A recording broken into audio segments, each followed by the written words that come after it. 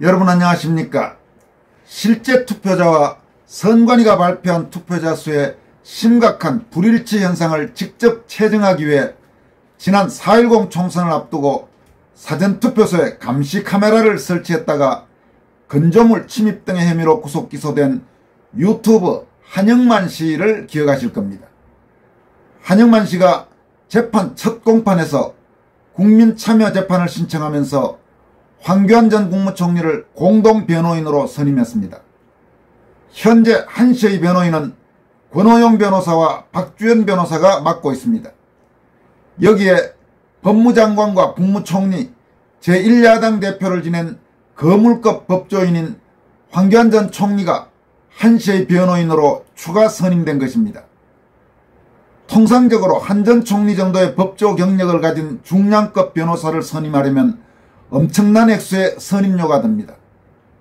하지만 부방대 총괄 대표를 맡아 선거 정의 활동을 벌여온 황 전 총리는 이번에 한영만 씨를 위해 단 한 푼의 변호사 수임료도 받지 않고 무료 변론을 하기로 결정해서 눈길을 끌고 있습니다. 유튜브 채널 하면 되겠지 약칭 하대 운영자인 49세의 한영만 씨는 11일 인천지법 415법정에서 형사 12부 심리로 열린 첫 공판에서 국민참여재판을 원한다고 재판부에 밝혔습니다. 한 씨의 변론을 맡은 부장검사 출신의 권오용 변호사는 피고인이 투표소 입장하는 곳에 카메라를 설치한 것은 투표하는 사람의 인원을 정확하게 파악하고 증거를 채집하려고 했던 것이라며 내 집에 들어온 도둑을 잡기 위해 국민주권을 도둑질한 이들을 잡아내기 위한 정당한 행동이었기 때문에 당연히 무죄가 선고돼야 한다고 강조했습니다. 그러면서 카메라 설치 행위 자체가 처벌 법령이 없어 불법 행위가 아닌데다 건조물 침입도 무죄라는 대법원 전원합의체 판결이 있다면서 기본적으로 죄명이 안 되고 증거도 압수됐으며 본인도 인정하는데 긴급 체포한 것이라고 지적했습니다. 권 변호사는 더 나아가 압수한 휴대전화 목록에 있는 지인들도 모두 피의자로 공범으로 조사한 결과 4.10 총선이 부정으로 얼룩진 파국적 결과를 맞게 됐다고 주장했습니다. 그는 또 피고인 즉 한영만 씨는 유명대학교를 졸업하고 대기업에서 과장도 했고 사명감으로 부정선거를 밝히려고 한 것이라면서 국민주권을 찾으려고 의로운 행동을 한 의인이라고 강조했습니다. 권오용 변호사가 이날 재판에서 한영만 씨의 경력 그러니까 유명대학교를 졸업하고 대기업 과장을 했다는 사실을 공개한 것은 한영만 씨의 행동에 대해서 일부에서 아주 덜 떨어진 사람의 행동 정도로 폄훼하는 시각에 대해서 그것이 아니라는 점을 강력하게 반박하기 위한 변론으로 보입니다. 박주현 변호사는 황교안 전 총리가 피고인인 한영만 씨를 위해 무료 변론을 하겠다고 했다면서 황 전 총리가 변호인 선임계를 제출한 사실을 알렸습니다. 그러면서 이번 한 씨 구속을 소위 기획구속으로 규정하면서 엄청난 부정선거를 이끌기 위해서는 시민감시단을 흩뜨려 놓아야겠기에 감시활동을 열심히 해온 한 씨와 지인들을 공범자로 엮어 시민감시단을 와해시킨 음모가 있다고 생각한다고 주장했습니다. 박 변호사는 실제로 한영만 씨에 대한 구속적부심사에서 피의자 민경욱이라고 칭할 정도로 사건과 기획 단계, 판사와의 관계에서도 한 개인의 사건이 아니라 이른바 부정선거 범죄자들과 연관된 사건임을 알 수 있었다면서 민경욱 전 의원은 한 씨와 통화도 안 했는데 구속적부심 발언처럼 엮은 것은 문제가 있다고 느꼈다고 말했습니다. 그는 특히 체포와 구속 과정의 불법성도 강조했습니다. 박 변호사는 영장 기재 내용 자체가 한 번도 처벌받은 전력이 없는 한 씨에 대해 처벌받은 전력이 있음에도라고 기재함으로써 재범의 위험성을 강조한 데다 구속영장 실질심사에서는 인천 미추홀구 선거관리위원장인 부장판사가 영장을 발부했다면서 선관위가 고발하고 선관위 위원장이 발부하는 말도 안 되는 마땅히 회피해야 할 사건에 관여해 영장을 발부하고 피의자를 구속하는 만행을 저질렀다고 질타했습니다. 박 변호사는 이어서 위법한 수사로 얻은 증거는 증거 능력이 없다는 이른바 독수독과 원칙을 근거로 무죄를 강조했습니다. 여러분, 독수독과라는 것은 독이 묻은 나무에 독이 묻은 과일 이런 뜻입니다. 그래서 법률 용어로는 위법한 수사를 통해서 얻은 그런 증거는 증거 능력이 없다 이런 뜻으로 많이 사용됩니다. 박 변호사는 한 씨를 불법으로 체포하고 구속함으로써 얻은 증거 자체가 전부 다 증거 능력이 없다면서 소위 공범자로 낙인 찍혀 수사를 받은 분들에게도 해당된다고 강조했습니다. 한영만 씨는 과거 한 투표소에서 하루 만에 무려 1147명이나 실제 투표자와 선거당국이 발표한 투표자 수에 차이가 있다고 폭로하면서 주목받았습니다. 지난 2020년 4.15 총선 이후 꾸준히 선거 부정 의혹을 파헤치는 유튜브 영상을 제작해온 그는 헌정 질서를 지키기 위해서는 검찰과 경찰의 수사가 필요하다고 촉구했지만 아무것도 바뀌는 게 없자 직접 자신이 부정의 당서를 잡겠다면서 감시 카메라 설치를 실행에 옮긴 것으로 알려지고 있습니다. 이에 따라서 국헌 질서를 유린하는 선거 부정 의혹을 폭로했더니 수사는커녕 감시 카메라 설치에만 관심을 두고 있다며 비판하는 동정 여론이 확산됐고, 한 씨는 일종의 공익제보자 성격이 강하다는 시각이 보수층 사이에서 빠르게 확산되기도 했습니다. 이처럼 달을 가리켰는데 손가락만 보는 격이라며 한 씨에 대한 구명 여론이 적지 않은 가운데 법조계에서는 경찰과 검찰에 한영만 씨 구속을 두고 현행법상 처벌 근거가 없다는 의견도 나오고 있습니다. 대법원은 지난 2022년 3월 24일 전원합의체 판결을 통해 영업주 몰래 카메라를 설치하기 위해 음식점에 출입한 경우에도 주거침입죄가 성립하지 않는다고 판결한 바가 있습니다.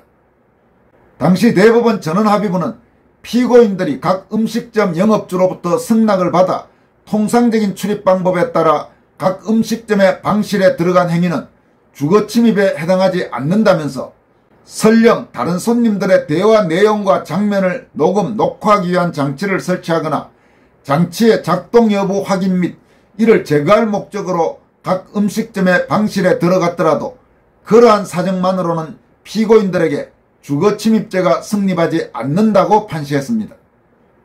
또 한 씨가 감시 카메라를 설치한 장소가 민간사업장도 아닌 공공기관이라는 점도 무죄를 주장하는 하나의 근거가 되고 있다고 합니다. 행정기관은 누구나 자유롭게 출입할 수 있습니다. 한편 한 씨가 설치한 카메라가 기표소와 투표지를 직접 찍을 수 없는 투표소 외부 복도인 점도 시사하는 바가 있다고 스카이데일리는 보도하고 있습니다. 공직선거법상 투표지를 찍으면 불법에 해당하지만 그렇지 않는 경우 선거감시단은 투표소를 자유롭게 촬영하며 감시할 수 있습니다.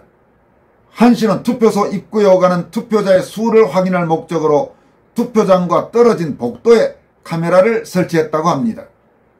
또 대통령 부인 김건희 여사의 소위 명품백과 관련해 몰래카메라를 찍은 혐의로 수사받고 있는 좌파 성향 최재형 씨가 구속 수감되지 않은 사실과도 형평에 어긋난다는 여론이 나오고 있습니다.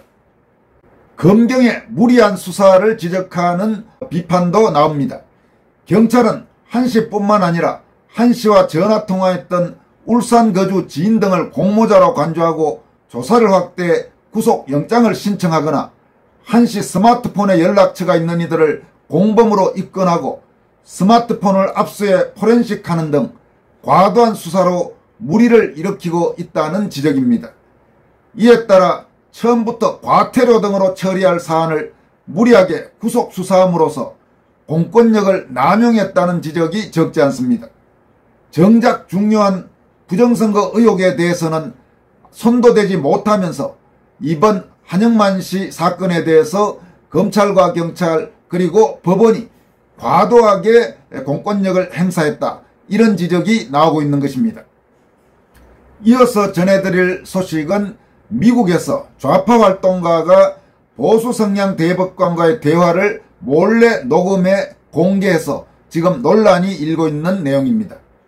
과거 자택 앞에 트럼프 지지자들이 사용하는 깃발을 걸었다는 사실이 보도되면서 논란이 일었던 미국 연방대법원 세뮤얼 얼리터 대법관이 이번엔 몰래카메라로 곤경에 빠졌습니다. 좌파 성향 행동주의자가 이 대법관에게 접근해서 몰래 유도신문을 하고 녹음해 공개했는데 논란이 될 만한 내용이 담겨 있다고 합니다. 그런데 미국 현지에서는 이 대법관이 신중하지 못했다는 발언의 내용과 관련한 지적도 있지만 자신의 목적을 달성하기 위해서 유도신문을 하고 몰래카메라를 찍어 폭로하는 방식을 비판하는 그런 목소리가 더 높다고 합니다. 어떤 내용인지 한번 살펴보도록 하겠습니다. 미국의 좌파 성향 영화 제작자이자 활동가인 로렌 윈저라는 여성이 있습니다.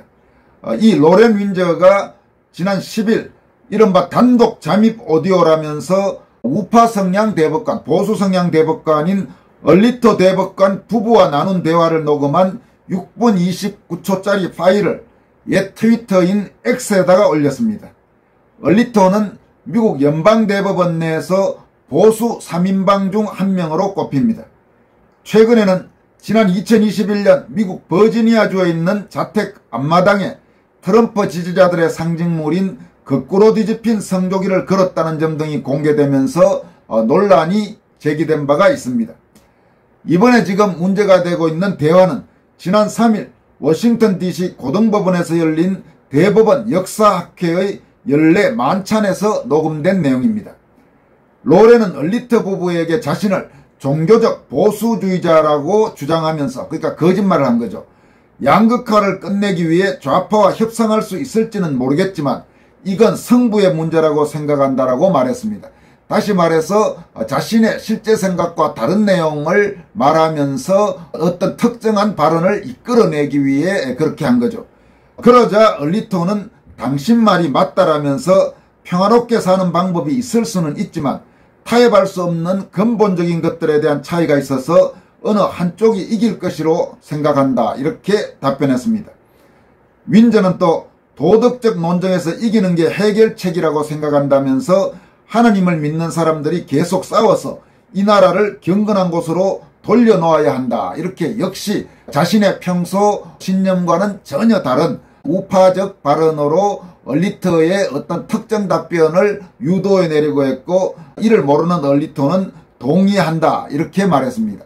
결국 얼리터 대법관의 이 답변 내용은 보수적이고 기독교인들이 아닌 비기독교인들의 비판을 불러일으킬 만한 논쟁적 성격을 갖고 있습니다.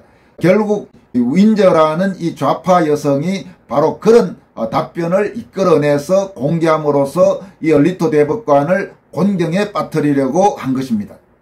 그런데 미국 현지에서는 얼리터 대법관의 대답에 대한 비판도 있지만 윈저라는 이 좌파 여성이 이 영상을 취득하고 공개한 방식에 대해서 더 논란이 벌어지고 있다고 합니다. 이번 대화를 공개한 윈저는 미국 잡지와의 인터뷰에서 대법원은 비밀에 쌓여있고 심각한 윤리 위반에 대한 압도적인 증거에도 불구하고 어떤 책임도 지지 않고 있기 때문에 이런 유형의 일을 하는 것이 정당하다고 생각했다면서 대법관과 녹음을 해 공개한 이유를 주장했습니다. 그러나 일각에서는 비판이 계속 속출하고 있습니다. 미네소타 대학의 미디어 윤리 및 법학 교수인 제인 커틀리는 미국 뉴욕타임스에 속임수를 통해 기사를 얻는다면 독자나 시청자가 어떻게 기자를 신뢰할 수 있겠느냐라고 비판했습니다. 또 비영리 저널리즘 학교인 포인터 연구소의 은퇴한 윤리학자인 밥 스틸이라는 사람은 이번 사건의 경우 신분을 속이고 몰래 녹음한 정도가 정당화될 수 있다고 생각하지 않는다라고 말했습니다.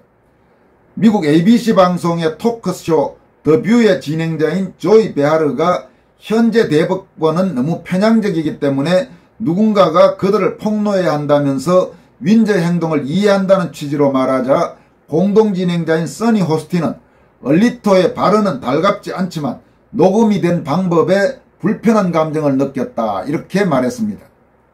미국에서 발생한 이 사건을 보면서 얼마 전 한국에서 발생해서 논란이 된 좌파 성향 최재형의 행동을 떠올리는 분들이 아마 적지 않을 것 같습니다. 지금까지 건설TV였습니다. 여러분 고맙습니다.